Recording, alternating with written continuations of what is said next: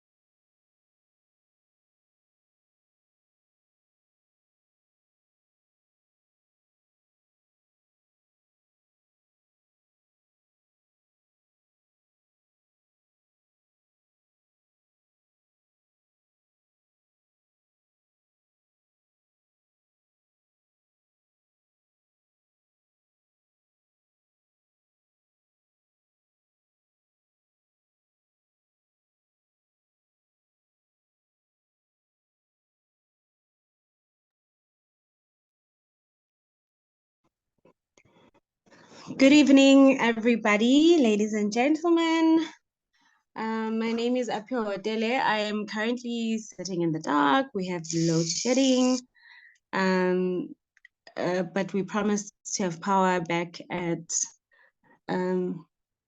exact 6 o'clock. So it's 5 minutes past 6 now, and I'm still hopeful that power is going to come back. But I don't think that is a reason for us to not get started. So I think we must actually get started. Otherwise, we are going to run out of time. In the chat box, I have asked people to just introduce themselves on there. Just tell us who you are. You're a scientist, an engineer, a young professional, a student. We'd like to know which part of the world you are from or you are currently at the moment, so that people can be able to connect with one another. Otherwise, I think it is safe for us to actually get started at the moment, and then we'll just keep it as time goes on. So welcome to this amazing event that we have here, where we have phenomenal women. We've called it the intergenerational, which is quite interesting, because for me it was just interesting also to just see the different generations that we have on today's session as well. But also happy Women's Month. So we are in the month of August, and in South Africa we celebrate Women's Day on the 9th of August. So this is really one of our events where we're really just looking forward to really celebrating women and the efforts that they've put. And this particular event particularly highlights the women in the STEM fields that have done really amazing work and strides, you know, regardless of how painful the journey may be. These ladies have agreed to come here today and share their stories, their words of encouragement, and really just tell us how the journey has been. So my name is Apio Dele. I am the founder and director of #Breaking the Stereotype. #Breaking the Stereotype is a nonprofit organization that aims to really encourage and empower young girls to take on mathematics and physical science, support young women that are currently studying in institutions of higher learning, and also support women that are currently in the workplace. We have what we call monthly #venting sessions, where we literally vent about the challenges that we face in the space, and really try and devise solutions just to make sure that the generations that come after us don't have to go through the same problems that we have had to go through. This is an event that we are co-hosting with a NPO from Tanzania that I'm quite excited, really excited.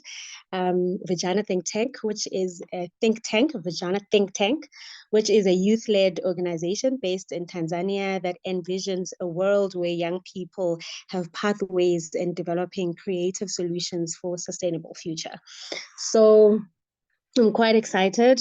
I'd just like to say thank you very much to the Vijana Think Tank team, as well as #Breaking the Stereotype for putting this together. There's been a lot of work that has been going on in the backgrounds.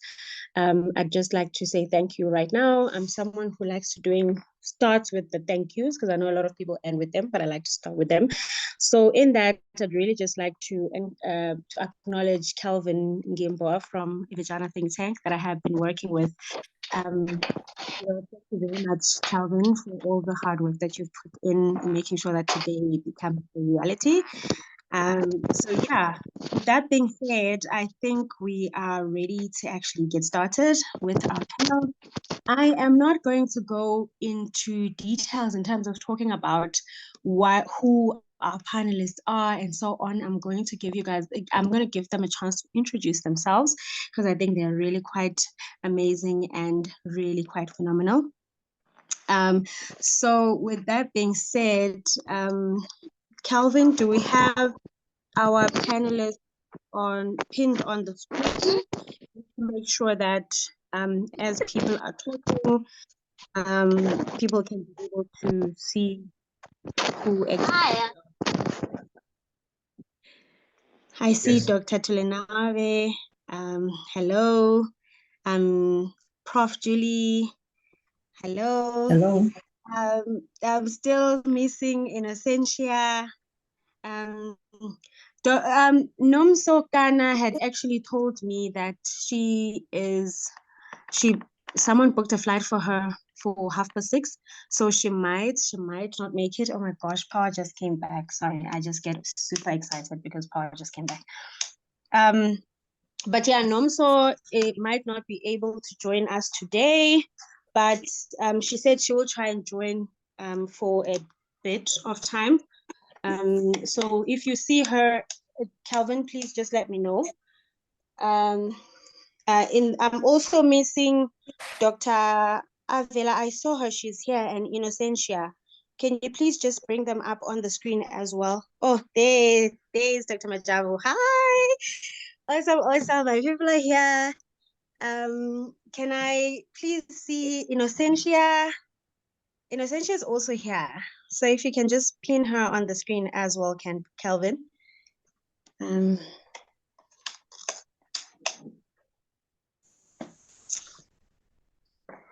Hi, Ino.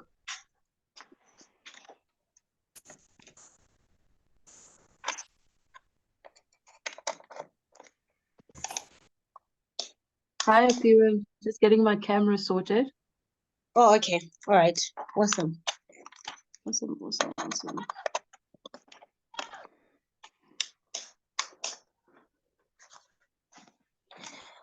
Okay, awesome. With that being said, I think we can just get started while Ino is thinking while waiting for Ino. Okay, so we've got really a panel of really powerful women. Thank you so much once again for agreeing to do this with us and for agreeing to come through and have this discussion with us. We are going to have a question and answer session towards the end. So if you can keep the questions coming and comments on the chat box, we'll definitely be monitoring those, and we will have a question and answer series towards the end. Once again, apologies for Nomso Kana. She needed to fly to Cape Town for an emergency, and the only flight that she could find was the one for 6:30. So she is unable to join us. So apologies for that. But otherwise, we are going to have our powerful women. So Prof. Julie, Dr. Tulinave, Dr. Avela Majavu, Innocentia Mahlangu, welcome to this event that we have co-hosted. My first question from my end is, we are many things as women in the space. We are professors, Professor Julie, we are doctors, we are engineers. I just want to know though, just as a starter, before you are all of these things, who are you and what are your values and principles? What would you say really defines you apart from all of these titles and labels and so on that were given in the workplace? Prof. Julie, you can go first. Hi everyone. So thank you very much for having me. It's great to be here. My name is Professor Julie Makani. I am currently Provost Visiting Professor at Imperial College, London. I'm a physician scientist, so I'm based in Muhimbili University, where I'm a medical doctor as well as an academic. And as people working in universities, we have 3 responsibilities: academia, which involves teaching, supervision, mentoring. The second is research, and then the third is consultancy or clinical work. So who am I? I think it's interesting because you never see yourself changing. So I am 53 years old, as you can see, or perhaps not, but I'm Black, I'm African, and I'm a woman. And so from a scientific perspective, and this is something that I discuss with my colleagues a lot, in that I do think as Black women who are African, it's very important for there to be intentional recognition of what you have achieved. So if you are a doctor, whether it's medical or PhD, I think it's very important for you to be recognized as Dr. So-and-so or engineer so-and-so, etc., etc. What are my values? That's a very broad question, and I hope that over the course of this discussion, I'll be able to really touch on who I am from the perspective of my values and who I am from the perspective of self. So I'll stop there, but thank you very much for having me.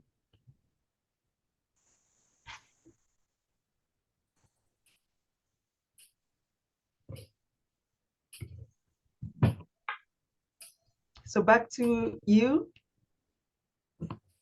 Apiwe.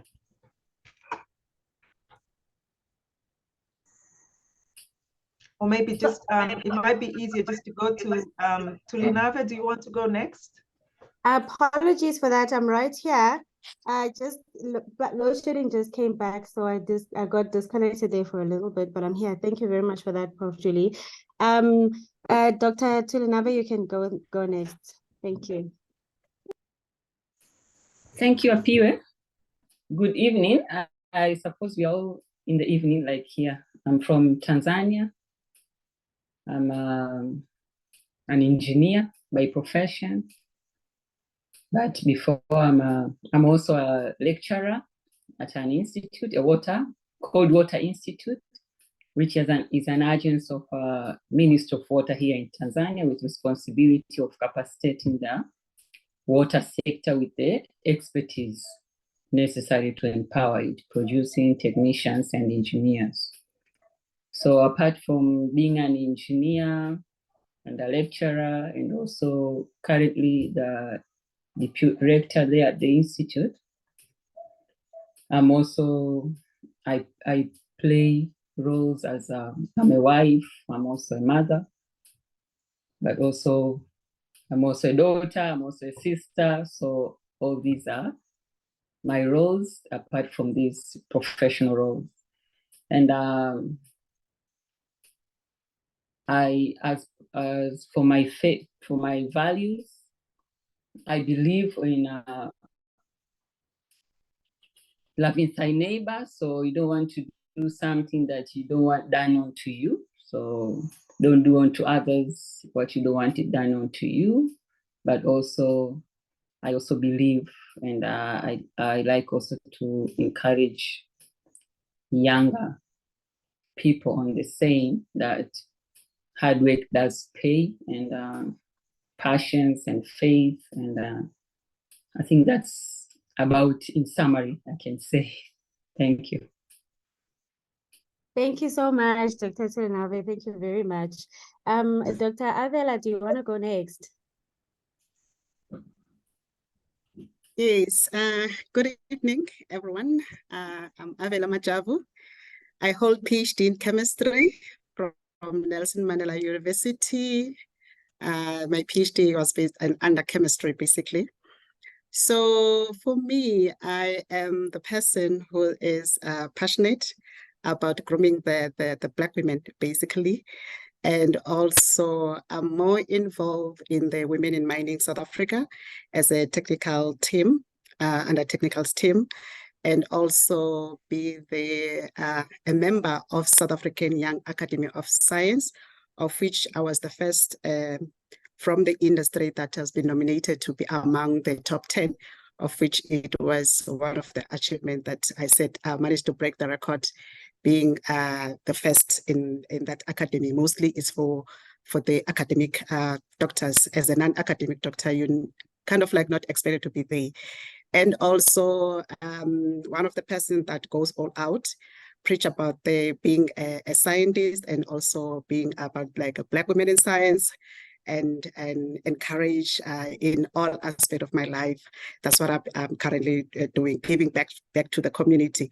And also being able to be selected as able to go and present the paper that I'm writing for in BRICS, because we were selected as among those who have been selected. I think we were 50 of us. So it was one of the best exciting moments. I think it happened last week, if I'm not mistaken.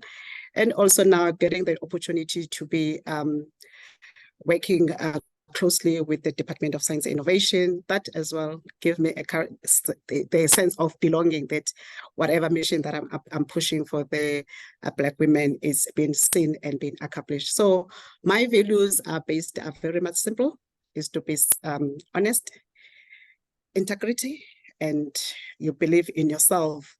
That's what I can say, honest and integrity. I always stand firm on that, and also be authentic. So my principle is to say, work hard and play hard. Thank you. Thanks. Thank you. Thank you. Thanks so much, Avu. I actually have a thing where I call, most people will say Dr. Majavu, right, with your surname. And in most cases, I'll go Dr. Avela, which a lot of people find a little bit funny. But it's just something I like to do. So thank you very much for that, Dr. Majavu. Innocentia, do you want to go next? Hi, Apiwe. I see green. Green is the color of the evening. Had I known. Oh, I didn't realize. I'm still trying to get my life together. I've got the exact same color that I can quickly put on if we go on an ad break. Listen here, please bring it on. So thanks for the invitation to be part of this session. I think it's quite exceptional to gather phenomenal women like the speakers and have discussions around careers in science and engineering. So in terms of my background, I'm a civil engineer. That's my day job, and a project manager. That's what I do for food, but I have a lot of passion projects. I'm inspired to improve the representation of women in STEM careers. And I do that in a number of ways. I run an organization called She Engineers for Women in Engineering. I'm also an author of a book called Unleash Your Unique Advantage, which is dedicated to advancing women in our male-dominated industries. And I have that book because I felt we all have stories to tell, and often we don't put these stories on paper for the next person to benefit from. So then that's the reason behind that book. And I've received numerous recognitions, in South Africa and then globally as well. Specifically in South Africa, being one of 50 women in STEM, Mail and Guardian Top 200 South Africans, being a recipient of Accentures Rising Star Awards, and others. And then the most notable one globally, first named to the PMI Future 50, which is the Project Management Institute, one of 50 rising leaders. And then last year, I was announced as the global rising leader for 2022. So those are just some of my accolades. It's always difficult when somebody's like, tell me about yourself, and you don't even know where to start. So I thought I'd start there. Thanks, Apiwe. Awesome. Thank you very much, Innocentia. And I think for me, Prof. Julie, you mentioned this right at the beginning, the importance of celebrating women and women being celebrated. So I think it all starts with us, right? So we have to celebrate ourselves first, and we have to be bold enough to say, I have 1, 2, 3, because you have earned it, that's really what it is. So yeah, thank you very much. Moving right along, I just want to know, a lot of the times when we talk about women in STEM, there's always a story behind how you joined or how you started your journey in STEM. So I just want to find out, I'll actually start with you, because I just ended with you. I just want to find out what attracted you to STEM, what attracted you to engineering to begin with? And is there like a particular incident or story that steps out for you that you'd be like, okay, this is what happened. This led to 1, 2, 3, 4. As a result, here we are. I just want to find out from the rest of my panelists. Like, I think those stories are quite important to tell. So yeah, do you have any stories to share with us? How? So I think STEM to some extent chose me, unfortunately. I first wanted to be an artist because I was so good at art, top student in art at school. And then somehow I realized that I actually also enjoy maths and science. And then I thought that, architecture might be my calling because it combines the art and the maths and science. And then an influential figure in my life, which is my father, he was involved in construction. And I don't know if he was influencing me, but maybe very indirectly, he'd come home and he says, there was a civil engineer on site, and he just, showed up on site, and he did, his work was just signing things, and he left, not doing the heavy lifting or whatever.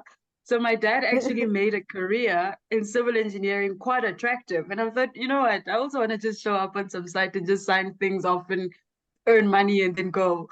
So nice. then in matric, it's like the dots connected, and then civil engineering, I still felt, gave me that creative element of it, because we shape or create the world around us. And then it also combined the maths and the science. So that's sort of the path that led me to that. Awesome. Thank you very much. Dr. Tilenave, any particular story that stands out for you? What attracted you to STEM in the first place? Going back when you were still younger, any story you can share with us? Okay, thank you, Apiwe. Somewhat a bit similar to what Innocentia just said.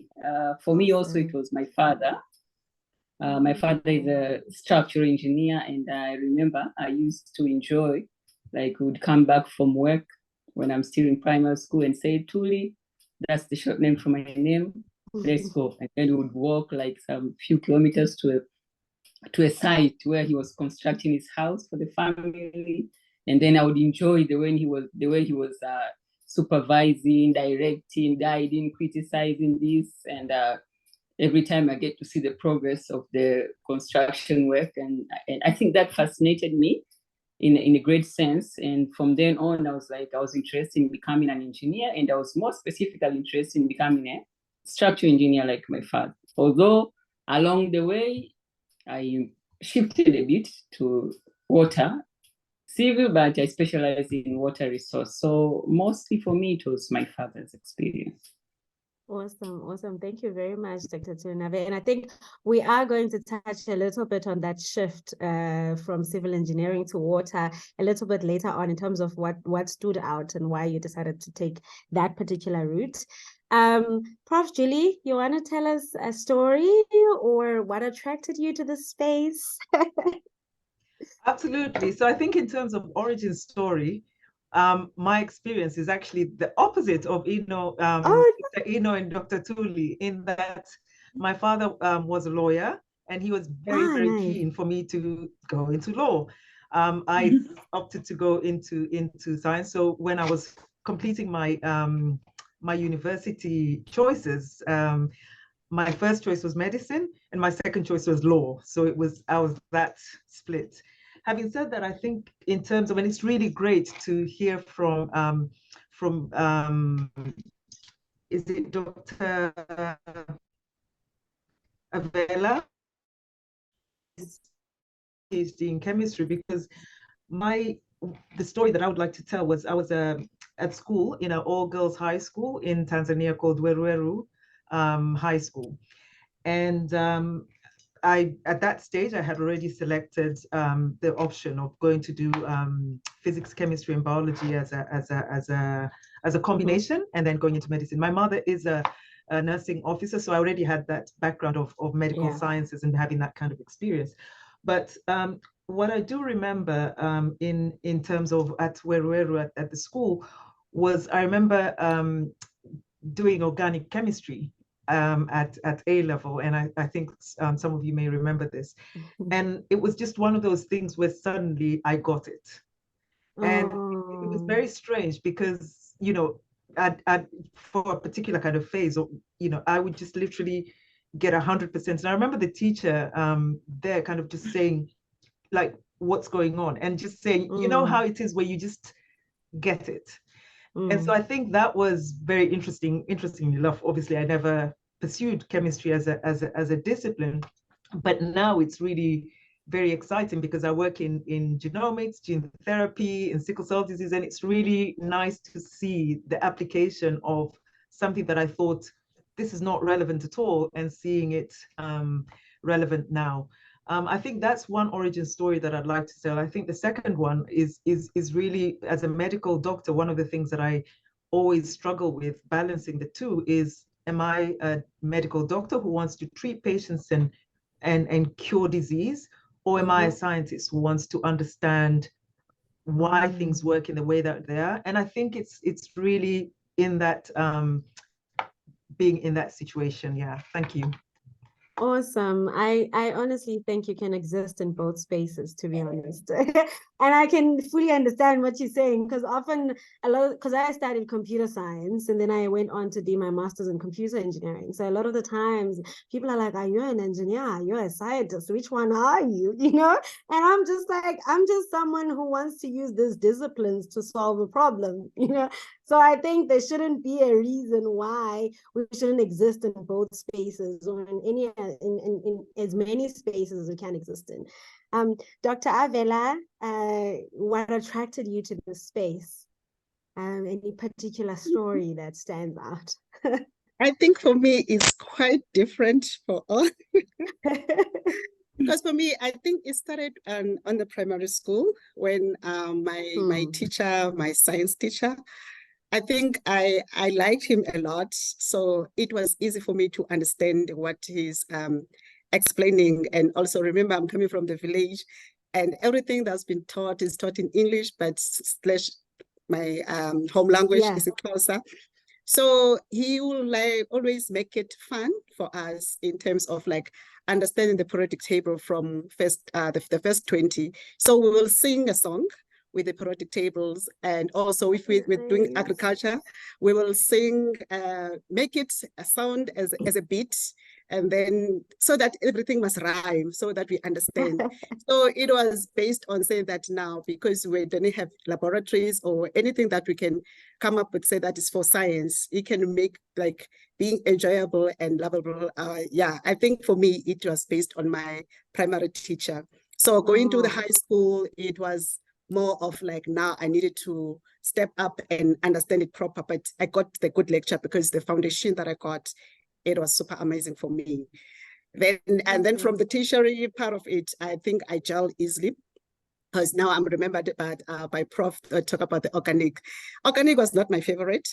It was one of those that I didn't like, but I had to, because I remember the lecturer that used to say to us when he opens the book, Makonikov, he said that, and to those who have more shall be given. So every time when you're about to write a test, and then you write it at the corner of the board, and to those who have more shall be given. So we knew that from that I am not good in this. And now if they say that to those who have more shall be given, it means if I have zero will be there. So it was, so all my lecturers, they were trying to make fun of it, of the chemistry, and also all the things that talk about the science basically. So even the first time I saw the burette was in the university, it was like, wow, super amazing for me. So I think I just fell in love with it, and like, you know what, this thing, I'm doing it. Yeah, I think that's awesome. Yeah. Awesome, thank you very much. So Prof. Julie, you actually touched on the fact that you are a medical researcher, medical doctor, you know, and you research with the aim to use sickle cell disease as a model to establish scientific and healthcare solutions in Africa and locally, as well as having global significance. I just want to double tap on the global significance. If you can just talk to us about the importance of doing research that is relevant locally, but also can be applicable internationally, and how that can assist us as a continent in the long run. Thank you. So I'm just trying to, the other thing that I also do is I'm on social media a lot. I've got 3 daughters and they're always telling me, you're too much, mommy, you should stop, break, you know. Oh my God, you must tell us your handle so that we can follow you. So I'm trying to look to find out, as I just want to post something and say, anyway, I'll figure this out. So the question about local, so the term local relevance and global significance is actually not a term that I came up with. It was one of those things, and that I was talking, we were talking, and I can't remember whether it was a project that we did in Tanzania many years ago called Tutafika, which is a scenarios project. where that might have been something that was discussed, or whether it was with the Tutu Fellows, the African Leadership Institute, the whole thing about local relevance and global significance. And so again, going back to the whole thing of working in a field, it's really, for me, the drive has always been, what is it that I'm doing? And how is this helping the people around me? Whether it's patients, whether it's students, whether it's the community. For me, this is something that I feel that it needs to be tangible. The local kind of, I don't like to use sometimes the word local because it has negative connotations. So kind of just the relevance or pertinence around you. So if it's whatever it is, it's that aspect. And then from the global significance, I was really, I did my medical training in Muhimbili University in Tanzania. And then during that, I came to the UK, and I was an elective student, and then I came. So I was always going back and forth between here, the UK, which is where I'm now, until only for another 6 months, and then I go back to Tanzania. But the thing that always struck me, and this goes back to the question about global significance, is that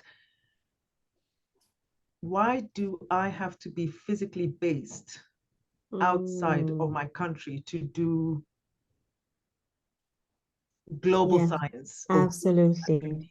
So the thing that always struck me was that, when you came here and you observed what was happening in the UK, in the US, wherever it is that you'd go, whether it's for meetings or whether for training or whether it's for certain periods of time, you just found people doing amazing work within their own institutions. So for me, it was like, that's what I would like to do. I would like to be based at home in Tanzania and build a globally significant program where there would be amazing people doing amazing work, but just do it from Tanzania, from home.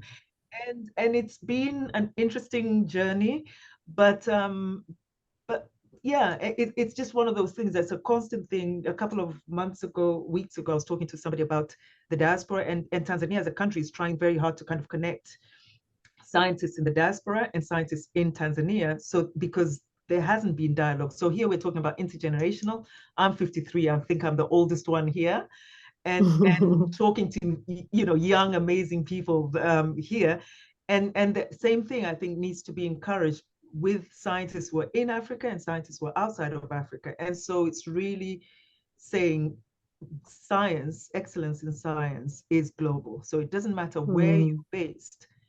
If it's good, it should be recognized, and it should be nurtured, and it should be celebrated. Yeah. And I think you just literally just spoke to me, because I've been considering doing my PhD for like a while now, and I've eventually said, okay, I'm going for my PhD next year.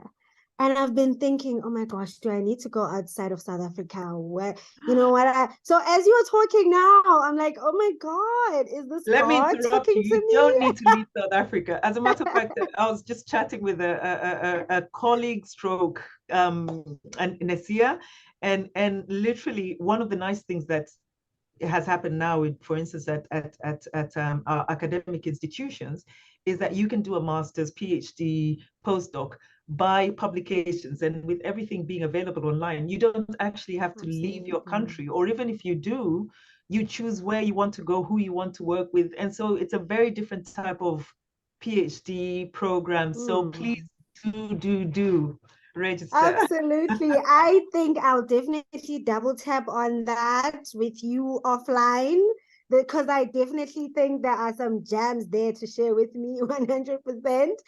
While speaking about global recognition, global significance, Innocentia, you have been recognized globally for the work that you've done as a civil engineer, and as a project manager in the civil engineering space. Just talk to us a little bit about, a lot of the times I know construction is one of the industries that a lot of people, or it's kind of like very difficult for women to be in, to be honest, if we're being honest, just looking at it, the site and just everything around, the construction area. So I just want to find out from you, how has your experience been over the past 10 years of working as a civil engineer and putting so much work to a point where you are recognized globally? Mm-hmm. Yeah, so to some extent, the challenges of being in the construction sector are somewhat similar as a woman in STEM. I think the bigger differentiator is often in a construction environment, you have to work on remote sites which are not accommodating to women. And it's either you adapt or you ask for people to do something about it. Something as simple as toilets, on site. If they've just allowed catered for just one, meaning the one gender, and you know how that gender, no, never mind. But let's be inclusive. So it's those challenges that in those moments, you have to decide, am I going to live with things as they are, or am I going to voice, my concerns, discomforts, and that? And I've found that in instances where you decide to voice, it's quite important to be with the right organization and have the right people around you. You find a lot of women struggle on construction sites and they don't even have the support. You escalate something, nobody pays attention, or it's a minor issue. Maybe it's just one of you on site and they're not responsive towards that or receptive towards that. So I think for me, the differentiator was, sort of finding my voice and saying, this is acceptable, this is not acceptable. But also on the opposite end, on the other end, is having people around me that could, receive that information and then do something about it. I think that's made the journey somewhat easier. And I think even in a construction environment, I was heavily supported. At the age of 26, I was running a construction site with 5 different contractors. And you can imagine, the moment I step into a room, people are like, who's this person that you've sent to me, and this you're child? young. Yeah, exactly. Yeah. I know So that term too well. Who's this child? I had to find my voice in those situations, but also having the right, I can't stress the importance of having the support. And at some points, if you don't have that support, you're actually fighting a losing battle, and you might have to make different decisions about your career. So I think those were some of the most sort of pivotal, influences that helped me progress in my career in the built environment. Awesome. Thank you very much. We are so fortunate today because we have 2 civil engineers in the house. So I mean, Dr. Tulinave, I'm coming right at you. So you've worked for the past, you worked as a civil engineer for over 10 years. What made you decide to do your PhD? And this is me now low-key asking for myself. And why did you specifically choose to focus on water? Okay, thank you, Piwe. As for me, like you just mentioned, I've worked, after I graduated my master's, I got employed in the Ministry of Water. And while working in the Ministry of Water, I was positioned in the department dealing with rural water supply and sanitation issues. So working within that Directorate of Rural Water Supply, I got encountered in dealing with rural water challenges. And then all this being part of the team working on solution to address these prevailing rural water supply and sanitation challenges, somehow it was an interesting experience for me.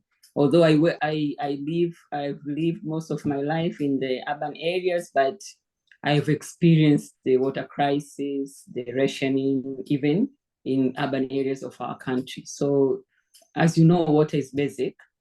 Whether you like it or not, you must have access to water. So the experience of just few hours of water rationing, and sometimes they would go much longer, that the hassle of looking for water. So you can imagine that, the stress. And when you're sharing when Innocentia was also sharing the experience of working in sites where you have maybe just one toilet, you can imagine situation where even water is a challenge, and we have to go through the seasons as women. So all these, I think, mostly inspired me, and ever since I've being more interested and fascinated in being part of the solution to address these water supply challenges. So when it came to a time that I had to go for a PhD, my focus was already more into water-related issues, yes, being able to address water supply, specifically water supply challenges. And I'm glad I worked under a very good supervisor. And for me, I had to relocate to go to another country for my PhD.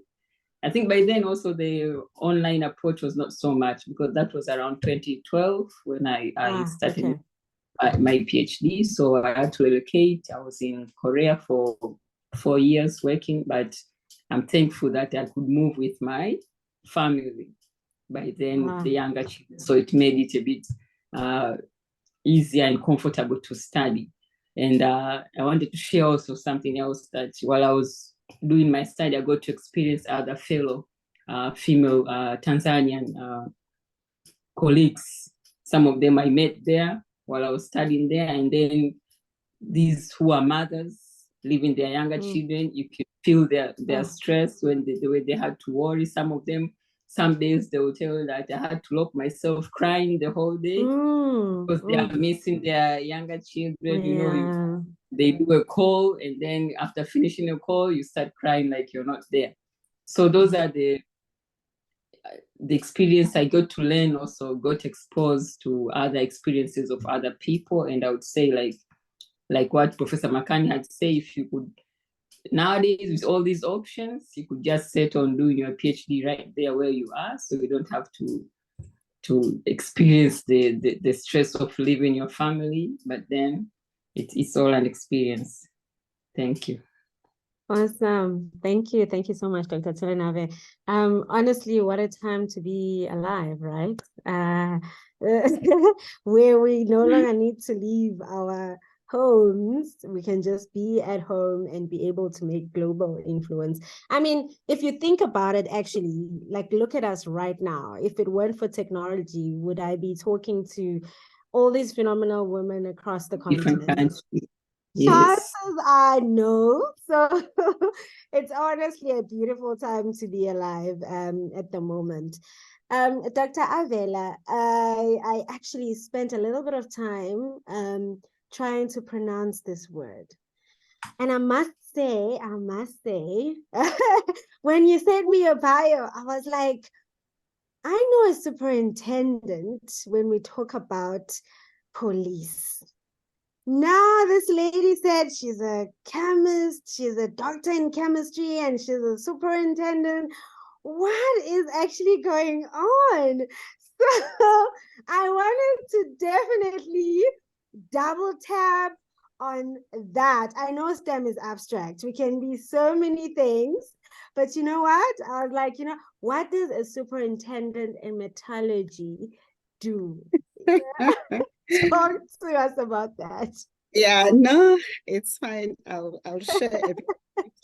Oh, before I do that, I want to acknowledge my mentor. I see Mr. Albert. Albert nice. Is here. Yes, I saw him. I think it's a wedding that they are using here at I would say at Simbonye Stillwater. Okay. Because it's not far, because it was technical specialist, but they changed it now to be a superintendent metallurgy. So you come in as I came in as a research and development chemist. So I work in an R&D lab. So now I'm the lead or the head of that department. So going to another level now, you are being a superintendent metallurgy, because now you are looking at people that report under you, which is your process engineers, and then your research chemist, and also your process chemist, and also people that are doing check safety, basically. So you are just leading the department, but now with a variety, I'll say variety of I don't know how can I say it, but it's kind of like you are no longer a chemist. You are no longer a research chemist. You are levels now. Yeah, basically, levels, that's what you're but saying. You all are the levels people now. that are reporting under you are different from different sources. So that's what I do. But on the day-to-day basis, then I have to look at the projects that they are doing because we are supporting the plants, which is we're supporting the production. So the production must go. So if anything that is not working, they come to R&D lab. So I have a process chemist that will deal with it. And then now, if we want to go all the way to say that what are the new things that we're developing in terms of innovation and also optimization of any process, then now you know that you are a research chemist and also the process engineers that will help you. So everything that we do, we take it from the bigger scale, normally say the bigger scale because it's in the small scale, which is in the lab. So moving to the upper scale, which is the piloting. So now that's where now you will need all the process engineering people that will help you. You get support from different stakeholders, the artisan. And so now you are no longer looking only on the chemist, you're looking broader. So once that as well, you know that the product is, or whatever that you were innovating, it's now is going to the third stage, which is the full scale. So now it means that now you have to operate in the full scale within the plant. So that's what I do. So my projects basically are coming from the lab scale, which is being looked by the process chemist or the researchers, and then you go with the piloting. So now you hand it over to the process engineer. Then them as well, I also being able to look at the work and also with coming now with the chemistry. Then we're doing the full scale. Then the whole people now from engineering, electrical, and that's where it is. That's my day-to-day job. Basically. Awesome. No, thank you. Thank you very much. No, I must say, I was like, I have to double tap on this. Nice. Okay, no, thank you. No, thank you very much. Ladies and gents, we will have a question and answer session towards the end, but you are more than welcome to start posing your questions now so that I can get an idea of how many questions we have, so that I don't talk too much, because I mean, I can talk for the next hour or two if you allow me. So, so if you have questions, start bringing them on right along. Okay, moving right along. Our main, so a few days ago, I was actually doing, I was interviewed by the Motsepe Foundation for a feature. And it took me back because they were asking me about university and whatever. And I thought to myself, I had actually forgotten that only 2 females graduated in computer science in my year. And out of those 2, I was actually the only one that had come in with this group, because the other lady actually joined me when I was doing my 3rd year. And it just dawned on me that actually, and I started thinking back, and I was thinking back to when we started university, there were quite a number of us. But now when graduation came, there were only just like 2 of us. So which brings me to my next question. Why do we think we have few women in STEM? Why do we think we have few girls in STEM? What are some of the challenges that we face, or women or girls face in the space, that kind of like makes them shy away from doing mathematics and STEM, or even getting involved in this career? I think Prof. Julie, Innocentia, or Dr. Avela, you guys can take it. So I can go. Maybe I'll start in the early stages or early childhood development. I think what was apparent here, I think my story, and I think it's one other speaker's story, is that we were exposed. There was an element of role modeling where we saw somebody in the industry. In my case, it was my dad being in construction that influenced that, and also being encouraging towards a career in that direction. So I think one of the biggest impacts that we can have is in our own lives, how we raise young girls versus young boys, how we inspire our nieces and nephews, and how we encourage them at that early stage, or we tell them about a career in our industry.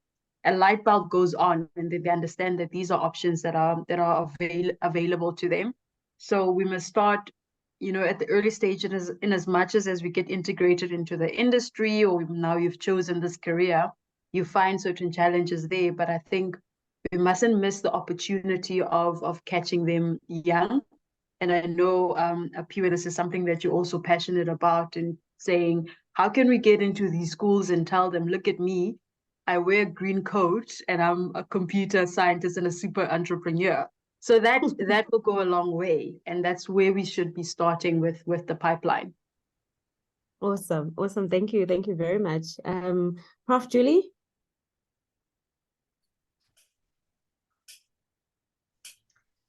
So have lots and lots of debates or discussion as to when do you start? Do you start encouraging women to be, you spoke about your experience at university, which is at tertiary level. Dr. Ino is talking about the importance of encouraging women in early childhood. And again, being the old person here, I'm looking at it from the perspective of now, when I'm, thinking about retirement, planning my retirement, why aren't there enough women at all these levels? And I think the answer is that it's got to be encouraged in different ways at different levels.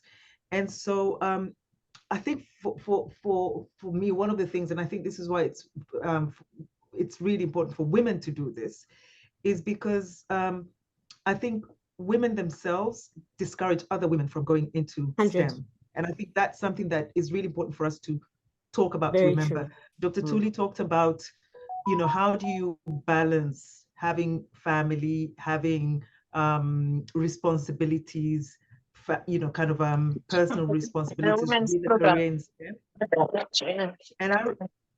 And I remember when we were doing our A levels, when we were at every stage where my, like a classmate or a colleague would be told, my father says that I should not pursue a career in medicine, or I should not pursue a career in surgery, or I should, because in medicine is you won't have a time to have children or have a life. It's demanding. Within medicine was saying, no, don't do surgery because surgery is very demanding. And so at every stage, there are barriers where I think women are actively discouraged to go into these spaces. So I think it's really important for women who are in that space to actually say, do you know what? Here I am. I had my first daughter when I was 25 years old. I had just finished medical school. I was still an intern. And rather than say, I'm going to, kind of study and then start a family, I kind of just said, you know what? I will do it all together. It took me longer than normal. It was very, very difficult, as Dr. Tuli said. For me, it was when I had to leave my children, one of them kind of said, it's so hard for you not to be around. Please, every time you travel, take down all the photographs of you on the wall, because if I see it, it just makes me feel very sad. So they're just all those difficulties, and you just say, okay, what should I do? And it works differently for other people. But I do think that it's really important for us as women to have conversations about the difficulty, but also the successes, and then we can be role models to each other. I mean, with every stage that I go through, I kind of realize and appreciate that it has to be done at every stage, every opportunity, kind of like talk about the fact that it is possible. Oh, awesome. Thank you. Thank you so much, Prof. Julie. Dr. Avela, any additions? All right. I think on my side, the challenge is that, because normally I always talk about my personal experience and also things that, since I'm coming from the village, that the things that mostly discourage us, it was based on our parents, which is they will prepare you to be groomed as the woman, as the wife material.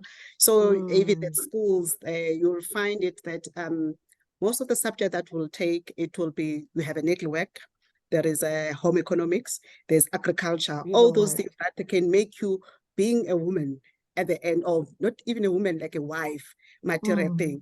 So those are the subjects that I grew up that were there in that syllabus. So it took us say that since there is even no laboratory or anything that excite us. That's when our teacher was trying to say that even you ladies can make fun of the science.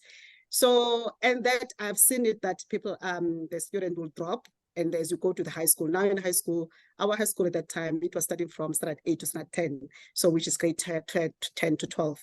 So you'll find that more of them now, they have converted to do the accounting.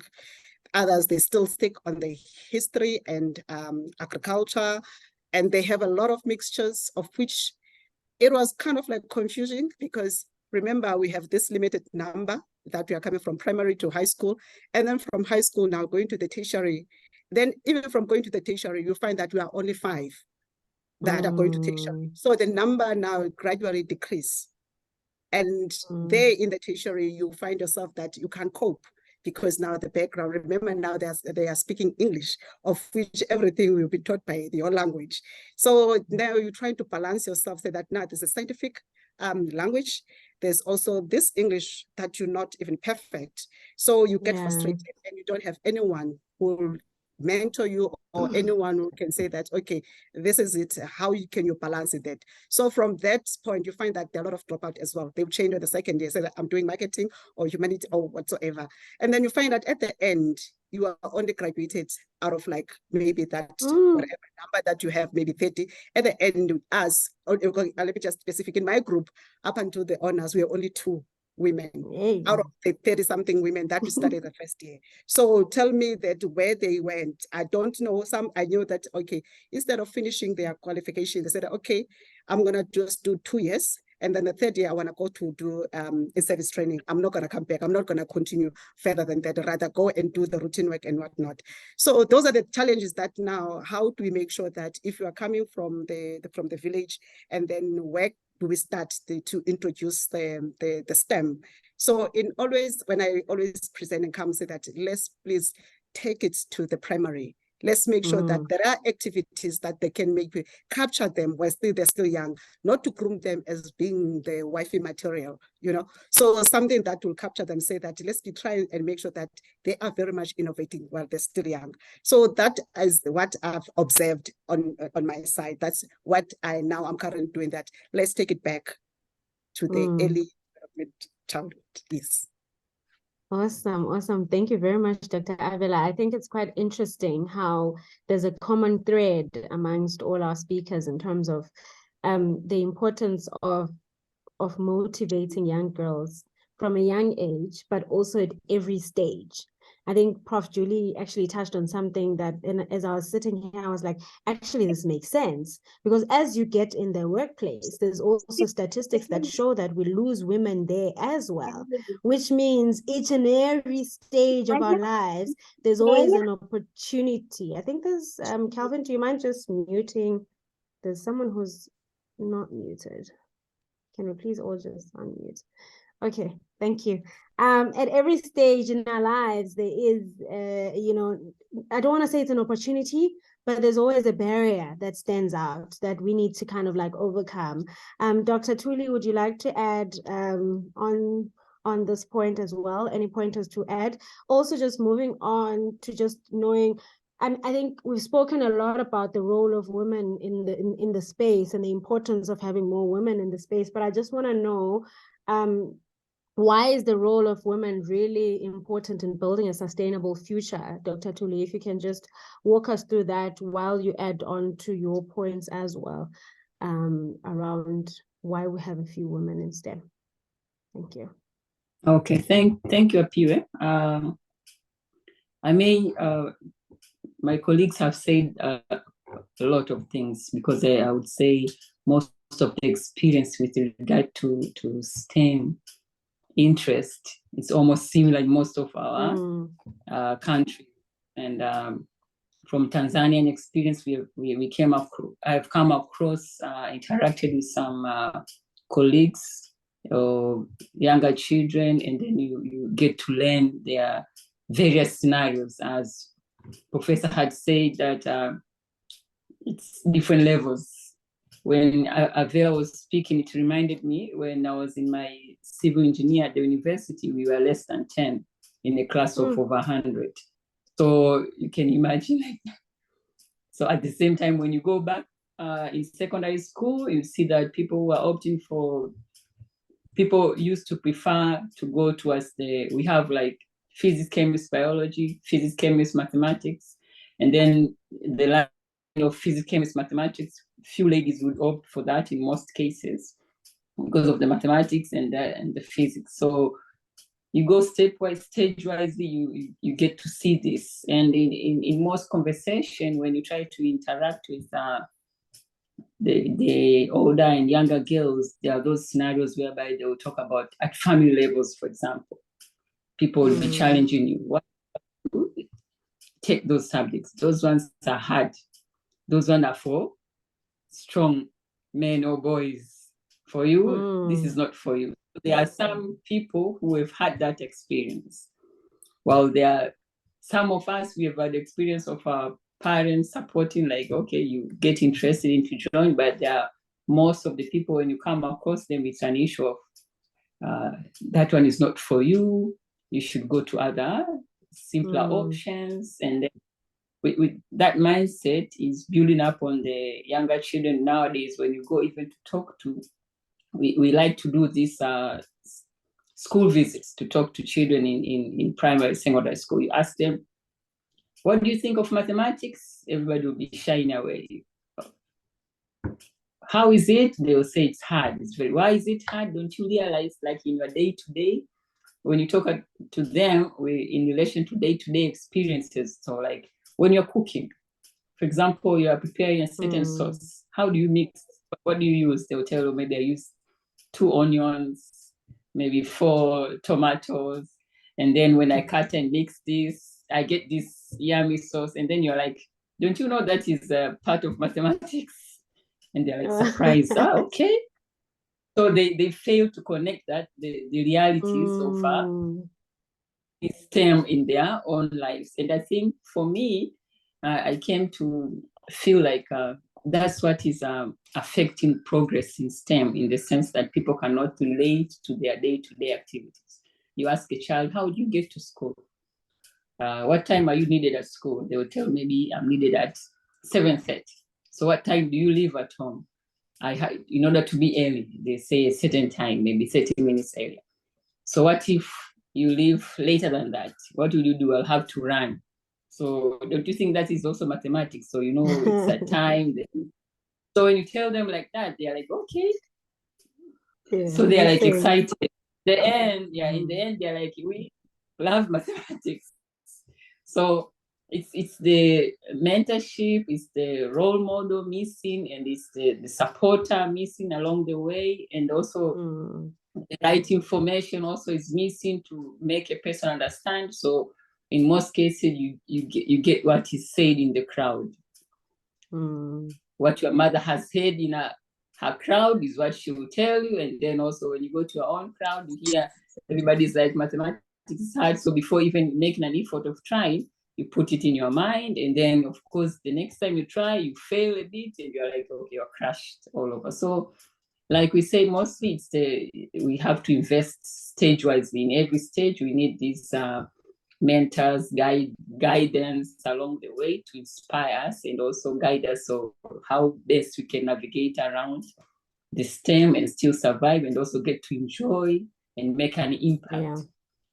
Yes, like I had said earlier on, for example, for me, I channeled to water, and then I've had the experience of water rationing, water crisis. So for me, it was like, you solve a water problem, you could feel like you're touching everybody's life, whether young or old, rich or poor. So when I went into PhD, it was more for like an opportunity to explore more through research the issues of water challenges. So that's how we can, if you're able to relate that with your day-to-day activities, then it kind of motivates you also to proceed further. Awesome. And with regard to that of sustainability, and I could say, like, we are aware that sustainable future implies linkage between small linkage between generations.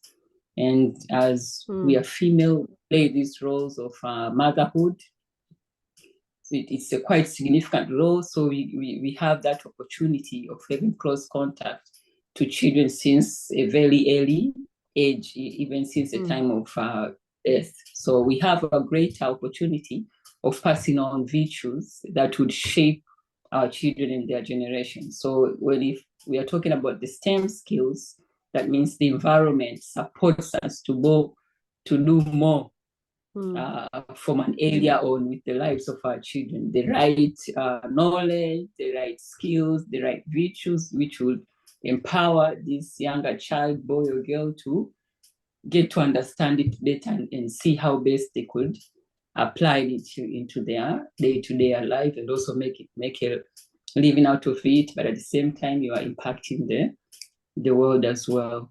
Thank you. Awesome. Thank you very much, Dr. Tulinave. I think we have slowly entered into our question and answer series. So if you do have a question, you are more than welcome to raise your hand, and then we'll unmute so that you can speak. But I see there are already 2 questions on our chat. Godriva, I am so sorry. I am not going to try and pronounce this surname. But Godriva, I would appreciate if you can also just say it so that I can be able to know it, because I'm going to try and pronounce it in my Xhosa language, and I might just... Is that Godriva right there? Godriva, is that you? Hello, this is me in the orange dress. And you pronounced it correctly. It's Godriva. That's correct. And your surname? Sindaigaya. Sindaigaya. Oh, yes. Great. I was not going to butcher it because that's what I had in mind. Thank you so much. Awesome. Thank you so much. Thank you very much for that beautiful question. So, Godriva, would you like to ask your question now, or can I read it out? Yeah, I think you can totally go ahead. Yeah, sure. Thank you so much. First of all, thank you all. And this has been a very interesting panel discussion, and I'm just feeling so inspired and empowered. And I know, like in most industries, women are always the ones, you know, I don't want to say suffering, but being more challenged to prove ourselves, to show that we know this, to, you know, we're always doubted or questioned, or, you know. So I'm just curious, because I'm not really in the science scene, or it was never my talent. However, I'm just curious to know, like, what are the particular challenge that you meet in your industry, in your area of science, and it's actually a 2-question. Do you feel like you sometimes are being challenged in terms of, or questioned in terms of, like, your knowledge, your authority, your insights in comparison to males, for example? Thank you so much. Thank you very much, Godriva. Any of my panelists that want to take that and run with it? I think in short, I would say yes, we are challenged, we are questioned. Yeah, you know, but I'm gonna let my panelists respond. Oh, I see Prof. Julie has a hand. Maybe let me behave. Prof. Julie, you can go first. No ageism here. So I think that the second question that I see on the chat is also to a certain extent related to what Godriva has said. And so I think this is why how do I say it? You will be not as respected. You will be not as credited. Your achievements will be underplayed. Your mistakes will be emphasized or overplayed or emphasized. And so that aspect, and I think this is why we all have to be very intentional when we are having discussions about who am I talking to? I'm not talking to Ino or Tuli or Avela. No, I'm talking to Dr. Tuli. I'm talking to Dr. Ino. I'm talking to Dr. Avela. I think things like engineer so-and-so, Miss so-and-so, it's really important, even though it may be overstating it, but it's just important to say that again and again and again. I was just chatting with somebody here and saying, in your signature, make sure that you write and make sure that your signature includes your you know, your degree, your master's, your this, because it's just so important for you to do that, because you will get disrespected. And the thing for me that is even more painful is that when you see the disrespect and the coming from other women. So I think we also have to be very mindful when we are doing that, because it might be that we are doing it without realizing, and we only realize it when it happens to us. So we've got to be very mindful of doing that as we're doing. The final thing I wanted to say, which is what I put my hand up about, was not about this aspect, because the whole, I'll let Dr. Ino and Dr. Avela talk about, and Dr. Tuli talk about the whole, is it anger or passion? Because I'm sure we've all been labeled as angry Black women, you know, we all have that label. But I just wanted to touch on something that Dr. Tuli had said, and this is just an observation with regards to the panelists today, is that we are all, to a certain extent, translational scientists, in that we're working in science and we are translating it or applying it, whether it's in water, whether it's in construction, whether it's in medicine. We're all, I do think that it's also important to recognize the value and the importance of science. Just answering pure scientific questions. Why is the sky blue? What, that kind of scientific question is really also important to recognize, so that you don't have to be a scientist where you're asked, and I'm sure you're told, well, you want to study that, but what is the relevance in your country, or what is the relevance in your field? And so we also need to encourage that science for the sake of science, science to answer questions, you know, and I think that's also important. And that's the point that I wanted to make, just to add on to what Dr. Tuli was saying. Over. Awesome. Thank you very much, Prof. Julie. I'm just so glad that I have been respecting everyone. I've been saying Prof, I've been saying Doctor. You know, I've been well behaved. Yeah, I've been giving you all your accreditations properly. So I mean, hey, I started this. So, you know, I think you raised your hand, and I'm gonna join the train, and I'm also gonna say Dr. Ino, because I mean, it's quite listen, I receive. I see up here every time Prof. Julie says Dr. Ino, you're like, yeah, sounds right. Yeah, sounds like it. More like it.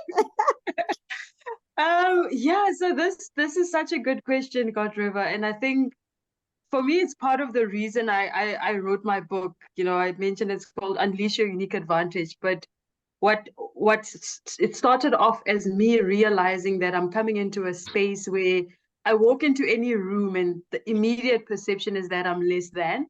And sometimes I got to that conclusion before anybody said it to me, right?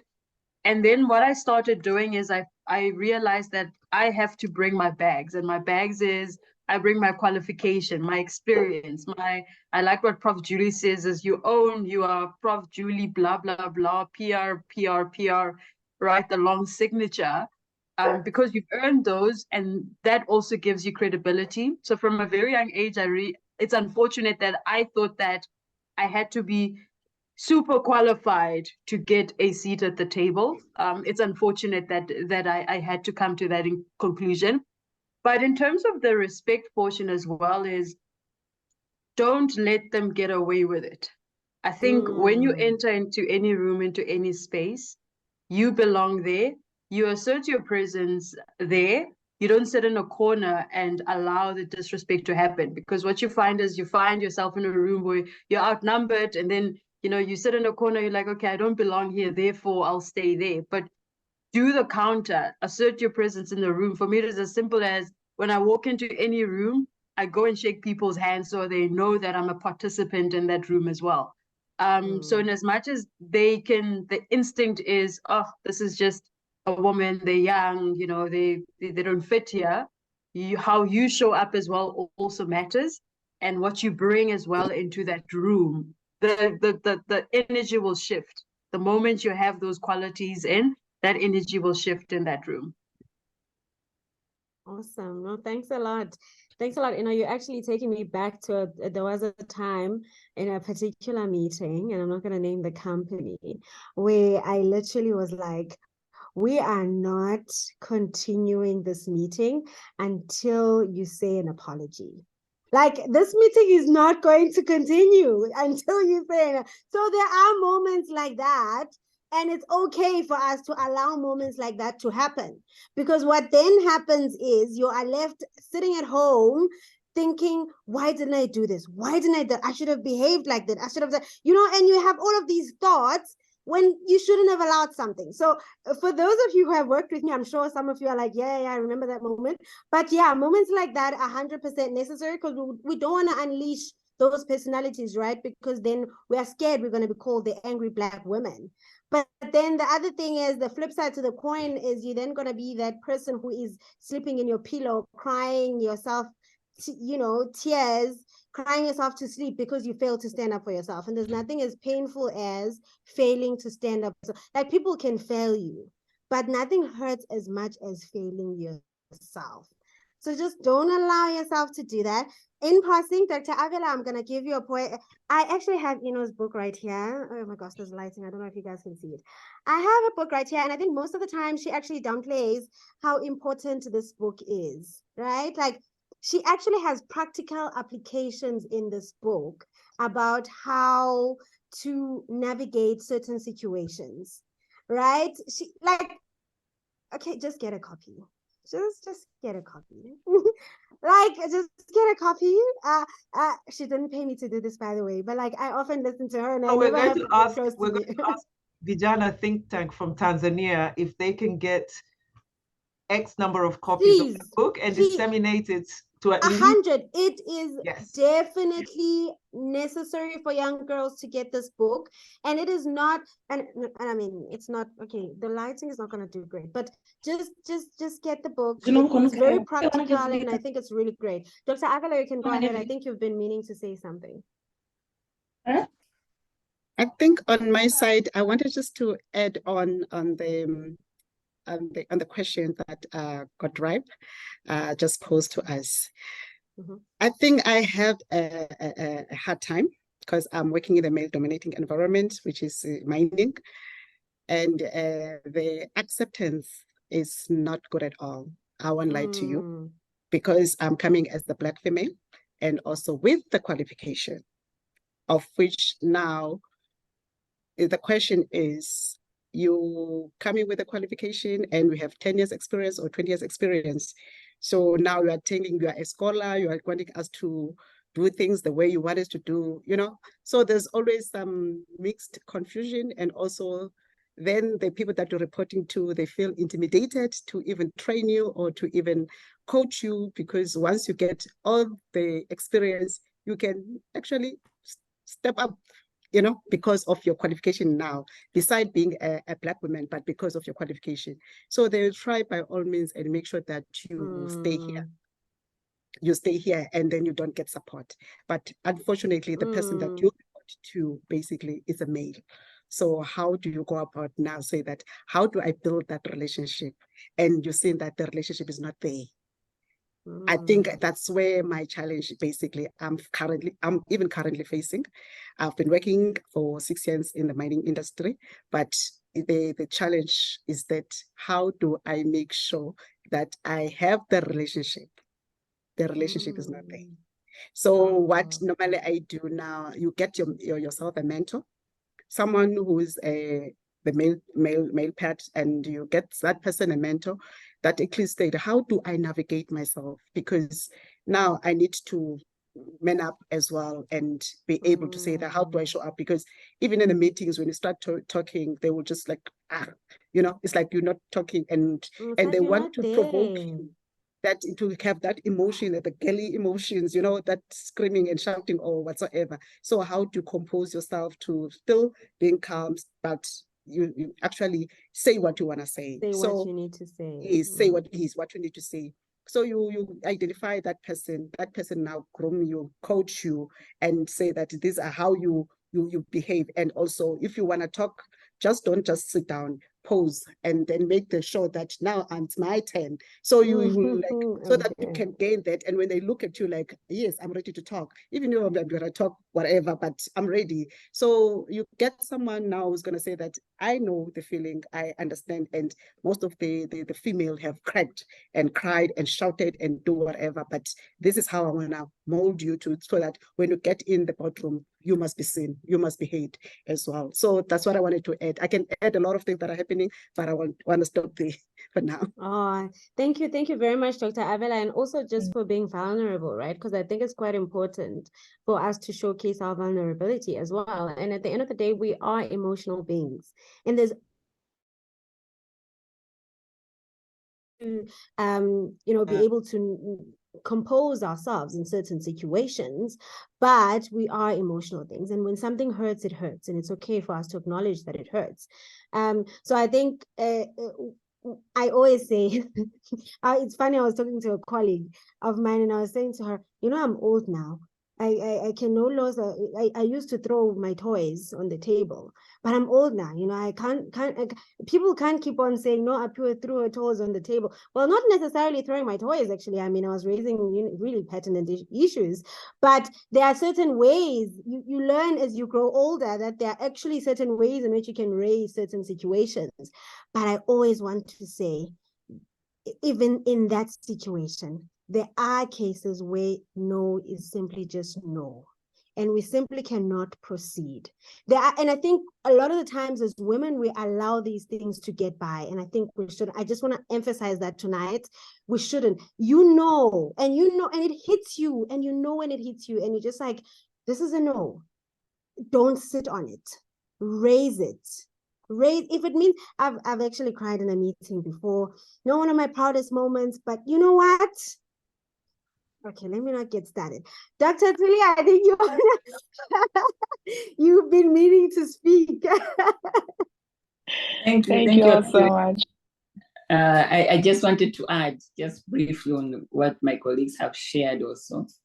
Some of us may may choose to be like, don't care, let me ignore, let me just stay focused. I don't want to worry about what people are commenting maybe, or how they are reacting. So it's like more like putting a blind eye to the perspective of the people, the negative impression that people have on you. But then you take note of certain things. For example, after you go into a meeting, maybe you do that presentation or that great talk, and then afterwards it's like, and the moment you are done, it's like, wow, you did very well. So the reaction of the people gave you another information, like, okay, so people were worried about me. So they were not sure that I would deliver maybe. Right. So it's the indirect, you get to learn of this. They may not state it out with their words, but it's their reaction will tell you a lot more. And then eventually afterwards, it's like, we need you to represent us in a certain place, this and that place. So it's that, I'm sure most of us also experience that in our, as we pursue our STEM profession. So I just wanted to just add that. Thank you. Thank you very much. There are a lot of warm comments on the chat. Prof. Julie, oh my there was God. something that you said that made me laugh about apologizing for crying. So on Friday, it's Monday today, on Friday, I cried at a meeting. I didn't cry during the meeting, but I felt so strongly that I left, or when I was talking about it with my husband, I was in tears. And maybe there are times when things are just so, and I'm meant to be a professor, so at that level, and yet you're still at that point where you just feel the pain that Dr. Avela was articulating, where you feel the anger, and I really like what, the different ways. Sometimes you say it if you feel it's safe, but we also need to be wary that sometimes it's not safe to articulate your emotions. And this is why with Dr. Tuli saying, you just sit back, you notify it, you take a note and you say, you know what, next time I'm good. Because sometimes, and this I'm sure you have experiences, and I'm old now to have had, and to say, maybe that wasn't wise, because I said it in a manner, even though I was correct, but it had repercussions. And I think it's really important to, if you're not feeling safe, if you're not feeling, express that, take note of it, look for mentors, as you say, look for somebody to coach you and say, I feel so strongly about this. How do I communicate it in a way that I can get my point across, but at the same time, I'm not making myself essentially putting myself in a risky situation. And I think it's a very, very difficult balance, and it changes with time, with experience, with expertise, but it also changes with the environment. So it's how do you strike that balance? Yeah. Awesome. No, I think the balance is very important. Thanks a lot, Prof, for that. The balance is very, it's critical, especially as you grow older. That's why I keep on saying I'm old now. You know, when I was 22, 23, I could, and then people were like, no, she's still young. No, I'm old now. So I have to be strategic about certain things, but I still have to raise the important things. So I think we've had, honestly, a very, very beautiful discussion, and I wish we could have these discussions each and every day or monthly. You know, honestly, these discussions need to happen daily, but we are running out of time. I would honestly, I'm throwing this out there, Calvin, I'm throwing it out there. Vijana Think Tank, # breaking the stereotype, you amazing panelists, I'm throwing it out there to say we need to bring you back, ladies. We need to continue the discussion, because I think it was just so powerful and there was just so little time. In closing, I just want to give each and every one of you a chance to just say, so in this group that we are here today, there are mothers, there are fathers, there are sisters, there are brothers, and so, uncles, and so on and so forth. We all have a role to play in ensuring that we create an inclusive environment in STEM. What is that just one-liner that you say people that are here need to do to ensure that they create an inclusive environment in STEM? Just that one sentence, and in closing. Prof. Julia, I'll start with you. I don't know. I think for I don't know. I'll have to think about it a little bit, because there's so many things that I'd like to say, but I think that one sentence thing is that ultimately just keep your head down and pursue excellence in what you're doing. And there'll be difficult times. Obviously, it's not a sentence. There'll be really difficult times. There'll be failures. But really just know that you can do it and you will get there. And we've just got to have each other's backs as women. Yeah. Very powerful, very powerful. Thank you so much, Dr. Tuli. Thank you.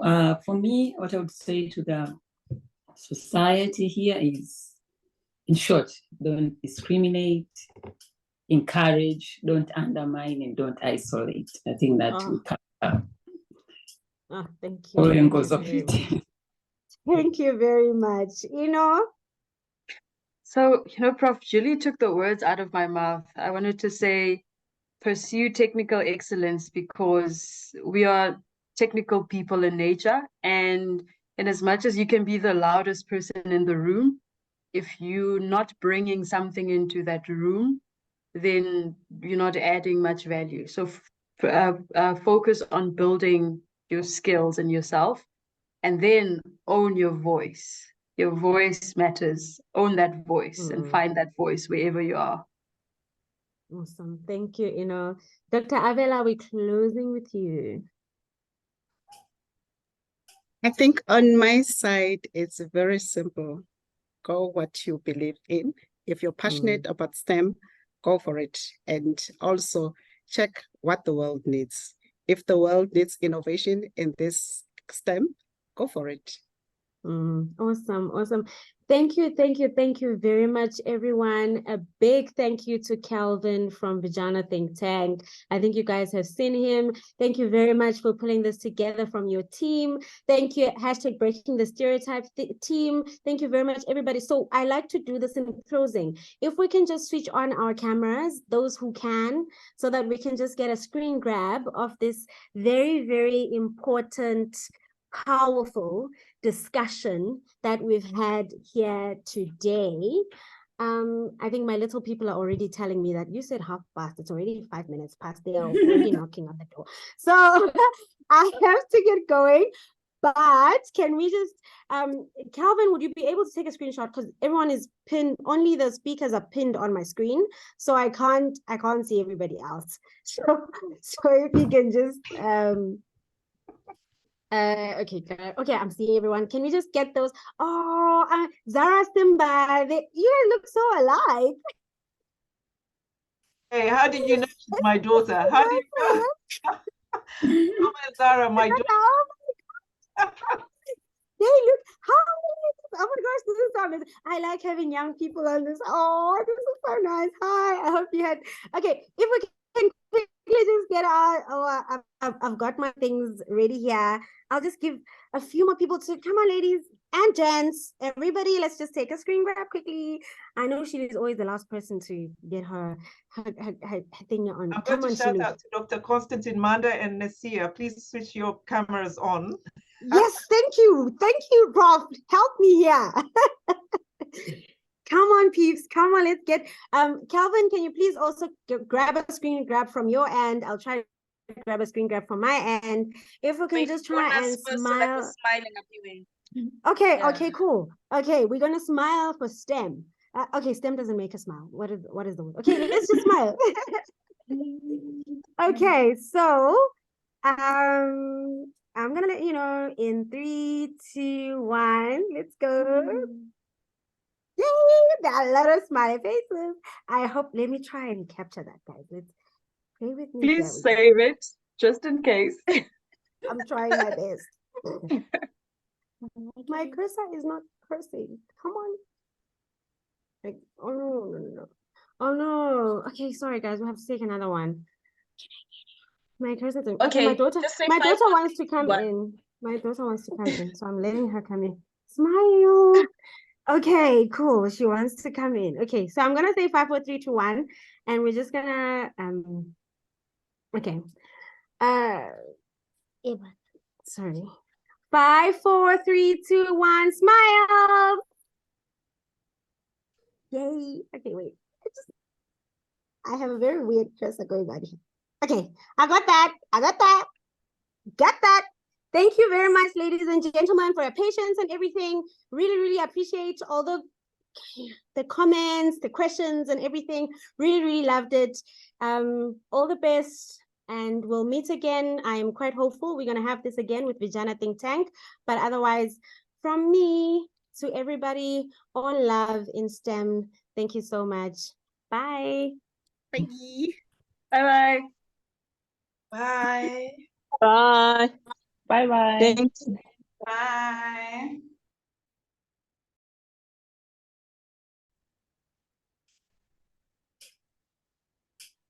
I don't know. Calvin will touch base on WhatsApp.